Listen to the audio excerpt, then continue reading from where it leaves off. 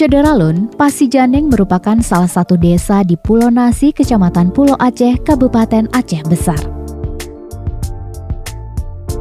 Pulau Nasi terdiri dari 5 desa, yakni Desa Dedap, Alurayung, Pasijaneng, Lamteng, dan Rabo. Pasijaneng juga tempat paling dekat jika hendak menyeberang ke Pulau Breh, yakni pusat Kecamatan Pulau Aceh.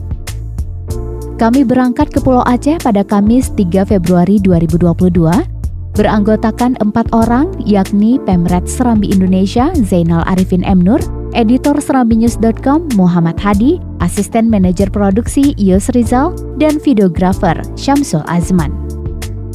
Perjalanan kami turut ditemani oleh Iqbal, yakni guru di Min 47 Aceh Besar, dan kami dibawa berkeliling di Pulau Nasi.